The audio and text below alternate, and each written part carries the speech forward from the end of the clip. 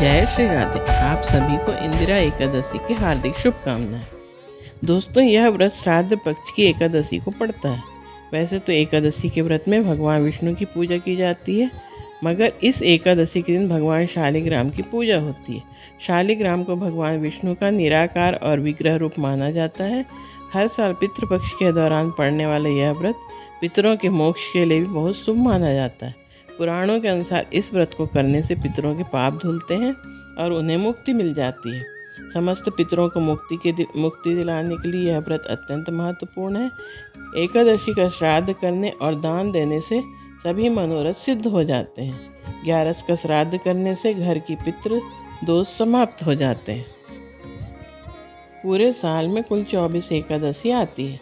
इनमें से एक एकादशी ऐसी है जो हर साल पितृपक्ष में आती है और इस एकादशी का नाम है इंदिरा एकादशी।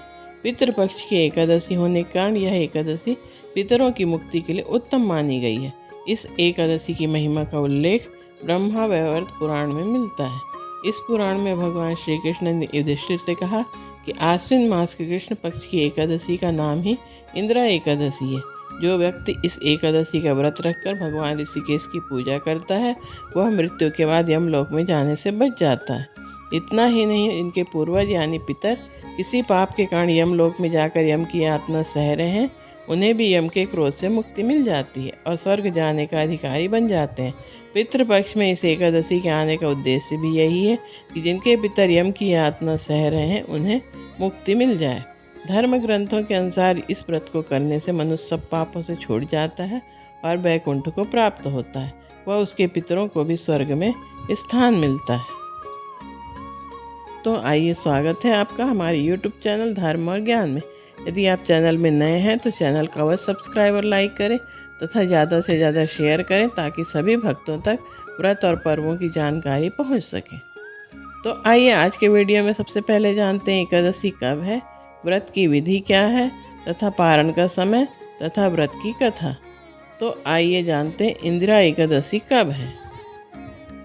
इंदिरा एकादशी का व्रत हर साल पितृपक्ष के एकादशी तिथि को ही रखा जाता है। इस साल एकादशी तिथि का समय 9 अक्टूबर को दोपहर 12:36 से प्रारंभ होगा और 10 अक्टूबर को दोपहर 3:08 पर समाप्त हो जाएगा। इस व्रत में उदया तिथि की मान्यता है, इसलिए एकादशी का व्रत 10 अक्टूबर के दिन ही रखा जाएगा। इस व्रत का पारण अगले दिन यानी 11 अक्टूबर को किया जाएगा। व्रत के पारण का शुभ मुहूर्त 6:19 से शुरू होगा और 8:38 पर ख़त्म हो जाएगा। व्रतियों को इस शुभ समय में ही पारण करना चाहिए। दोस्तों, यहाँ पर एक बात और ध्यान रखने लायक है कि पारण हमेशा हरिवासर की समाप्ति के बाद द्वादशी तिथि में ही करना चाहिए, अन्यथा हमें एकादशी का पूर्ण फल प्राप्त नहीं होता है। अब आइए जानते हैं एकादशी का व्रत, इंदिरा एकादशी का व्रत कैसे करें। जैसा कि आपको पता है, यह व्रत श्राद्ध पक्ष की एकादशी तिथि पर पड़ता है, तो इसलिए हमें कुछ श्राद्ध के नियम भी करने पड़ते हैं। इस व्रत को करने से पहले पितृपक्ष की दशमी के दिन नदी में तर्पण करें और ब्राह्मणों को भोजन कराएं। इसके बाद आप खुद भी भोजन कर लें, मगर इतना ज़रूर ध्यान रखें कि दशमी के दिन सूर्यास्त के बाद भोजन ग्रहण ना करें और फिर एकादशी के दिन सुबह जल्दी उठकर व्रत का संकल्प लें और भगवान शालिग्राम की पूजा करें। पूजा करने के उपरांत दोपहर में फिर से श्राद्ध तर्पण करें और ब्राह्मणों को फलाहार करवाएं।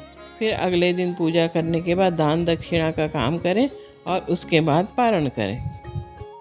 अब आइए जानते इंदिरा एकादशी की व्रत की कथा। धर्मराज युधिष्ठिर कहने लगे कि हे भगवान, आश्विन कृष्ण एकादशी का क्या नाम है, इसकी विधि तथा फल क्या है, सो कृपा करके कहिए। भगवान श्री कृष्ण कहने लगे, इस एकादशी का नाम इंदिरा एकादशी है। यह एकादशी पापों को नष्ट करने वाली तथा पितरों को अधोगति से मुक्ति देने वाली होती है। हे राजन, ध्यानपूर्वक इसकी कथा सुनो। इसके सुनने मात्र से ही वाजपेय यज्ञ का फल मिलता है। प्राचीन काल में सतयुग के समय में महिष्मती नाम की एक नगरी में इंद्रसेन नाम का एक प्रतापी राजा धर्मपूर्वक अपनी प्रजा का पालन करते हुए शासन करता था। वह राजा पुत्र, पौत्र और धन आदि से संपन्न और विष्णु का परम भक्त था। एक दिन जब राजा सुखपूर्वक अपनी सभा में बैठा था तो आकाश मार्ग से महर्षि नारद उतरकर उसकी सभा में आए। राजा उन्हें देखते ही हाथ जोड़कर खड़ा हो गया और विधि पूर्वक आसन व अर्घ्य दिया। सुख से बैठकर मुनि ने राजा से पूछा, हे राजन, आपके सातों अंग कुशल पूर्वक तो हैं, तुम्हारी बुद्धि धर्म में और तुम्हारा मन विष्णु भक्ति में तो रहता है। देवर्षि नारद की ऐसी बातें सुनकर राजा ने कहा, हे महर्षि, आपकी कृपा से मेरे राज्य में सब कुशल मंगल है तथा मेरे यहाँ यज्ञ कर्मादि सुकृत हो रहे हैं। आप कृपा करके अपने आगमन का कारण कहिए।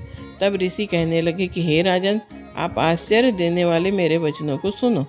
मैं एक समय ब्रह्मलोक से यमलोक को गया। वहाँ श्रद्धापूर्वक यमराज से पूजित होकर मैंने धर्मशील और सत्यवान धर्मराज की प्रशंसा की। उसी यमराज की सभा में महान ज्ञानी और धर्मात्मा तुम्हारे पिता को एकादशी का व्रत भंग होने के कारण देखा। उन्होंने संदेशा दिया, सो मैं तुम्हें कहता हूँ। उन्होंने कहा कि पूर्व जन्म में कोई विघ्न हो जाने के कारण मैं यमराज के निकट रह रहा हूँ। सो हे पुत्र, यदि तुम आश्विन कृष्ण इंदिरा एकादशी का व्रत मेरे निमित्त करो तो मुझे स्वर्ग की प्राप्ति हो सकती है। इतना सुनकर राजा कहने लगा कि हे महर्षि, आप इस व्रत की विधि मुझसे कहिए। नारद जी कहने लगे, आश्विन माह की कृष्ण पक्ष की दशमी के दिन प्रातःकाल श्रद्धापूर्वक स्नान आदि से निवृत्त होकर पुनः दोपहर को नदी में जाकर स्नान करें। फिर श्रद्धापूर्वक पितरों का श्राद्ध करें और एक बार भोजन करें। प्रातःकाल होने पर एकादशी के दिन दातून आदि करके स्नान करें। फिर व्रत के नियमों को भक्तिपूर्वक ग्रहण करते हुए प्रतिज्ञा करें कि मैं आज संपूर्ण भोगों को त्याग कर निराहार एकादशी का व्रत करूँगा। हे अच्युत, हे पुंडरीकाक्ष, मैं आपकी शरण में हूँ, आप मेरी रक्षा कीजिए। इस प्रकार नियम पूर्वक शालिग्राम की मूर्ति के आगे विधि पूर्वक श्राद्ध करके योग्य ब्राह्मणों को फलाहार का भोजन कराएं और दक्षिणा दें।